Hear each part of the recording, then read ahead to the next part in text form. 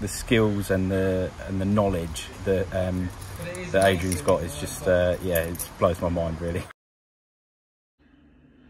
Hi all, ACDodd here again, and join me for another episode of On the Road with ACDodd, and this time we're going down to the south coast of the UK, down to Waterlooville, and we've got 4 cars to tune.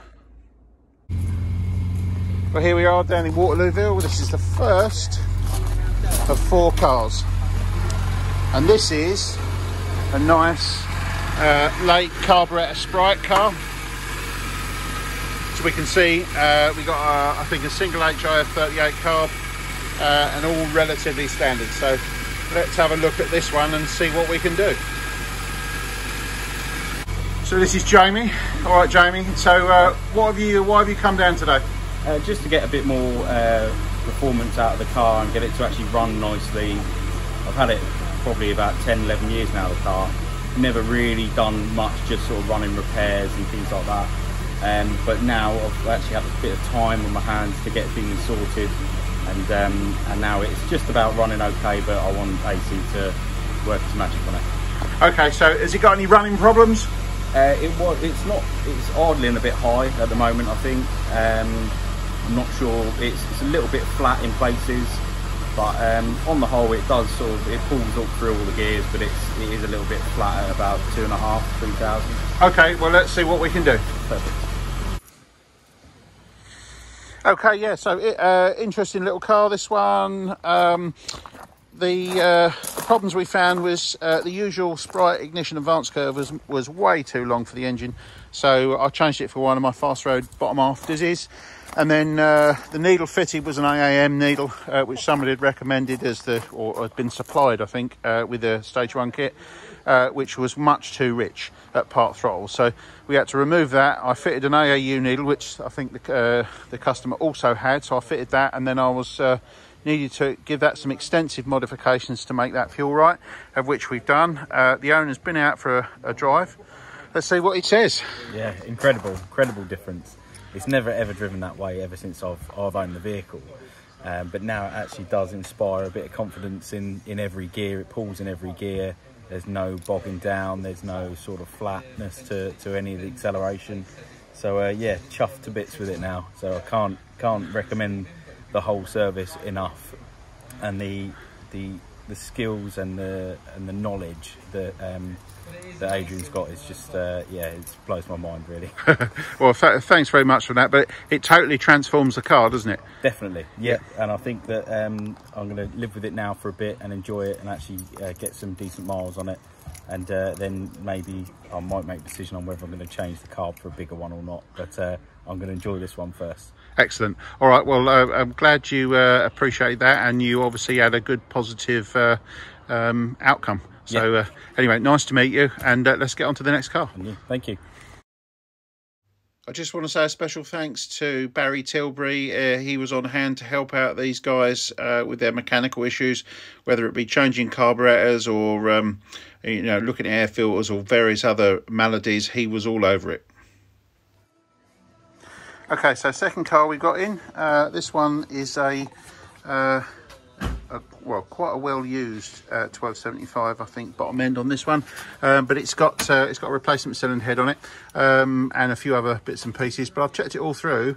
Ignition-wise, it's all good. So we've got a good advance curve, and that's all working well. But let's have a quick talk to the owner and see why he's called us. Down. So we've got him down today because it's been sat in this garage here since 2011.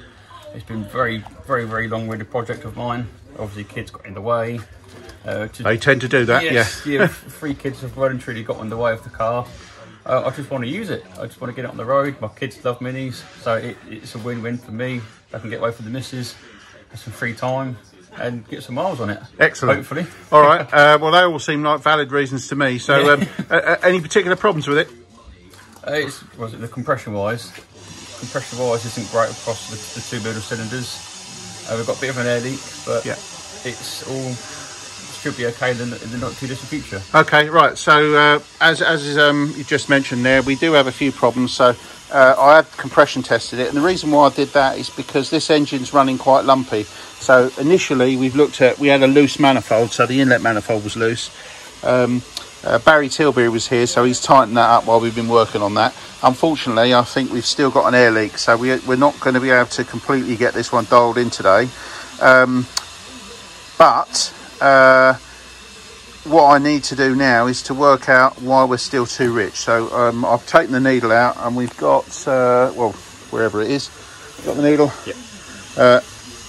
Classic case of people sticking needles in that are too rich. This one was only just too rich, to be fair, but we had a BCE needle and it was way too rich. Now, obviously, when an engine's not running right across all cylinders, then the chances are, if one cylinder's not firing, it's going to be rich anyway. So the problem is, because it's an air leak, if we fix the air leak in the future, this is going to go too rich. So we're going to put something leaner in, and we shall get this at least running better, although today we won't be getting the full benefit of a tune-up. This is more of a case of a diagnostic and make it run better. Right, okay, so we got there in the end with this one. Although we got a manifold leak, I had to change the needle and spring in the carburettor because the needle was too rich. So I went for a BDR on a yellow spring, and then it was still too lean. It was actually the other way, it was too lean at part throttle, so then I adjusted that one to get the engine at least within scope. It's not going to be perfect, purely because this car has got a manifold leak, so further work will be needed. However, let's go and speak to the owner. Righto, so I know this car can't be driven on the road at the moment because it's not MOT legal, but you've driven it up and down the lane here. Yep. So what do you think so far? It's a lot more responsive. Beforehand it used to cut out every 4 seconds, and now it doesn't stall, which is nice. It feels like it wants to drive and it doesn't want to cut out. Excellent. So I appreciate we couldn't get a full tune on it today, purely because obviously the problems that we've had. But a couple of issues, yeah. Yeah, that's right. But the most important thing to understand is not every car is fully tunable. Yep. If there are problems, and for sure. this one kind of falls into that. But at least we've been able to do a compression test and determine that the engine is, although worn, the misfire isn't associated with the compression. Yep. You know, it's associated with a manifold leak, which we determined by other means. So hopefully your bill's not too bad, and you have a car that runs well. So that's the main thing. For the first time in 11 years, it runs and drives and stops and starts. So it's a step in the right direction, that's for sure. Okay, excellent. Well, it's nice to meet you, and thanks for calling me down. Perfect, thank you. All right, thank you. Okay, on to the third car. This little pickup needed a set of spark plugs because it was causing the engine to misfire. They was in quite poor condition and gapped incorrectly too. It also needed a replacement carburettor, which again Barry Tilbury was able to provide from his own stock, and this enabled the car to be ready for tuning. Once we dialed the needle in and got the new carburettor working, she ran quite well. Let's see what the owner's got to say about the test drive afterwards.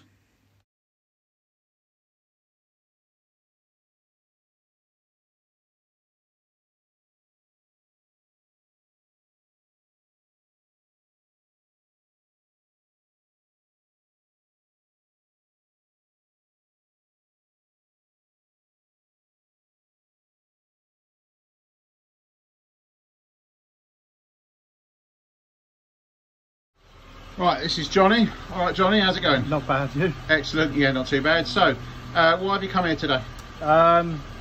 Meet the legend, I suppose. Oh, steady on. Just basically, my friend Barry fitted a cylinder head for me on Thursday. The car didn't run too good to begin with, so just thought get everything right and do it right the first time and come and see you. Okay, excellent. How's it been driving? Compared to how it was, it is obviously got a bit more low down grunt, but I'm hoping to see an improvement today, obviously. Any flat spots? Yeah, you put your foot down, there's a few flat spots, but I haven't driven a properly tuned A series before, so okay, it's always just been, let's see what we can do and get by. And I understand. Okay, well, let's see what we can do. Lovely. All right. We've got a 1275 standard engine, but we've got a modified, I think is it a modified head? Yeah, supported cylinder head on it, and a HI 44 carburettor. The eagle-eyed of you knows I've already started on this, and we had the wrong ohm coil. So I've taken the 3 ohm coil that was fitted because it's got a 65D Dizzy, so I put a 0.8 ohm Viper Dry on there, and she's running a lot better now. So now we need to start the process of dialing her in. Okay, this one, we had quite a few issues with it in the end. So as I already mentioned, we had changed the coil, also changed the advance curve in the distributor, because the one that was in it was another Sprite one, which was much too long. And then we ended up having to change the carburetor as well. So we put a rebuilt carburetor on this one because it was just, you know, not able to hold the fuel in. So we're going to get Johnny to go out for a drive and see what he thinks. All right, Johnny, so you've been out for a drive now. We've done all that work to your car. What's it like? Like everyone else says, really, just it's night and day. If you're going to have something like this done, just get it done once and do it properly. I say, like you suggested, and it whittles out all the other problems. Okay, so how did it drive once you went out on it? A lot smoother. I didn't have to feather the throttle when I wanted to stop, so it didn't cut out. A lot smoother through the gear changes, no flat spots, and of course a little bit more power. Excellent, always good, bit of power. Yeah. And hopefully you'll get some economy as well, which is, you know, that's the whole point of having a good tune-up, so you get economy as well as power. Yeah, of course. And smoothness. Yeah. All right, well anyway, thanks for coming today. No, thank you. I really appreciate you guys getting me down, so it's been great to meet you. Thank you very much. Thank you, mate. Okay, so I'm all back home now, but I just wanted to add that if any people out there wanting a tune-up would like to reduce the cost, then look and do what these guys did, which is they all decided amongst themselves, there were 4 of them, to go to one venue. So they had me down at the one venue, which meant that they shared the cost of my travelling, etc., etc., which meant the cost of their tune-ups was actually a lot cheaper than it would be if you just paid on your own. So that's a good benefit there, or good idea if you want to cut the cost of your motoring, is to get together with other people and share those costs. Anyway, as ever, please like and subscribe, and I'll keep the videos coming. So thank you very much.